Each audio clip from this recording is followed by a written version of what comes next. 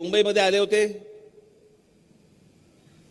मोर्चे घेऊन आले होते. आता सांगितलं आरक्षण दिलं. आज तो विषय अजूनही सुप्रीम कोर्टामध्ये पडलेला आहे. आज आम्ही भांडतो आहोत, आम्ही आज वाद घालतो आहोत, आम्ही एकमेकांना शिव्या घालतो आहोत, आम्ही एकमेकांची तोंड पाहायला तयार नाही आहोत. आमच्या साधू संतांनी ही शिकवण दिली आम्हाला. कसल्या जातीपातीमध्ये आपण घेऊन बसलो. मी ते लोक आले होते मी त्यांना हीच गोष्ट सांगितली. मला आजही आठवते तो मोर्चा, पहिला मोर्चा आला होता मुंबईमध्ये 99-2000 साला असेल मला असं वाटतं कदाचित. आणि मराठा समाजाचा पहिला मोर्चा आला होता. पहिला म्हणजे नंतर निघाले ते वेगळे, पण पहिला मराठा समाजाचा पहिला मोर्चा मुंबईमध्ये आला होता. आणि त्या मोर्चाला सामोरे कोण कोण गेले होते मला अजूनही आठवतं. व्यासपीठावरती कोण कोण होते. शिवसेनेचे लोक होते, भाजपाचे लोक होते, राष्ट्रवादी काँग्रेसचे लोक होते, काँग्रेसचे लोक होते. विधिमंडळ अधिवेशन चालू होतं त्यावेळेला आणि सगळे जण आले होते तिकडे व्यासपीठावरती. आणि सगळ्या व्यासपीठावरती येऊन या चारही पक्षांनी सांगितलं होतं की आम्ही मराठा समाजाला आरक्षण देऊ. अडवलं कोणी होतं? जर चौघेही सांगतायत की आम्ही मराठा समाजाला आरक्षण देऊ, मग आतापर्यंत का नाही दिलं? कधी यांची सत्ता, कधी यांची सत्ता आजपर्यंत होत गेली. साधारणपणे या सगळ्या गोष्टीला आता 20 वर्ष होत आली. इतक्या वर्षामध्ये फक्त तुम्हाला झुलवत ठेवले, झुलवत. त्याच्यानंतर परत एकदा सगळ्या म्हणजे महाराष्ट्रामधल्या जिल्ह्यांमध्ये मराठा समाजाचे सगळे मोर्चे निघाले. मी इतके शिस्तबद्ध मोर्चे आजपर्यंत इतिहासात पाहिलेले नाहीत कधी.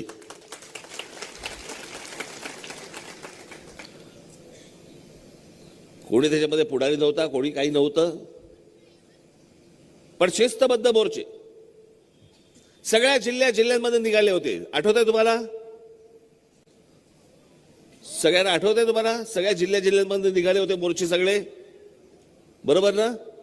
काय झालं त्याचं? त्या मोर्चांचं काय झालं? का नाही अजूनपर्यंत आरक्षण मिळालं? आता जरांगे पाटील उपोषणाला बसतात. बाबांनो, मी एकदा ह्या गोष्टी तुमच्याशी बोलतोय, या अत्यंत विचारपूर्वक बोलतोय तुमच्याशी.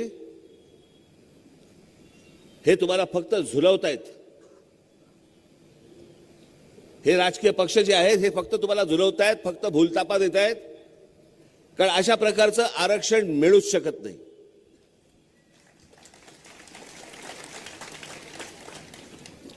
मी तुम्हाला सत्य परिस्थिती तुमच्या समोर मांडतो. आणि ही सत्य परिस्थिती मी ज्या वेळेला जरांगे पाटलांना भेटायला गेलो त्यावेळेला त्यांच्या समोर मांडली होती मी, जेव्हा ते उपोषणाला बसले होते तेव्हा. हा इतका किचकट विषय आहे, हा इतका टेक्निकल विषय आहे की ह्याच्यामध्ये तुम्हाला लोकसभेमध्ये कायदा सगळा बदलायला लागेल. लोकसभेमध्ये हा कायदा बदलायला लागेल. सुप्रीम कोर्टात तुम्हाला आदेश घ्यावा लागेल. आणि बाबांनो, हा फक्त एका महाराष्ट्र राज्यापुरताचा विषय नाही आहे. जर उद्या महाराष्ट्र राज्यापुरताच्या एका विषयामध्ये जर एका जातीबद्दल जर समजा अशा प्रकारचं धोरण आखायचं गेले कोणीही केंद्र सरकार, प्रत्येक राज्यामधल्या जाती उठणार आहेत. प्रत्येक राज्यामध्ये त्यांना कोणालाही परवडणार नाही. आणि हे होऊ नये, हे होणार नाही, हे सगळ्यांना माहिती आहे. प्रत्येक राजकीय पक्षाच्या पुढे हे राज्य सरकार देऊ तरी शकतं का? कोणतेही राज्य सरकार देऊ शकतं का? असा तामिळनाडूमध्ये असा प्रकार झाला आणि तामिळनाडूच्या राज्य सरकारने तिकडच्या कुठच्या एका जातीच्या संदर्भात सांगितलं आरक्षण दिलं. आज तो विषय अजूनही सुप्रीम कोर्टामध्ये पडलेला आहे. काही निकाल लागलेला नाही त्याचा. जी गोष्ट घडू शकत नाही, जी गोष्ट होऊ शकत नाही, त्याच्यामध्ये आज आम्ही भांडतो आहोत, आम्ही आज वाद घालतो आहोत, आम्ही एकमेकांना शिव्या घालतो आहोत, आम्ही एकमेकांची तोंड पाहायला तयार नाही आहोत.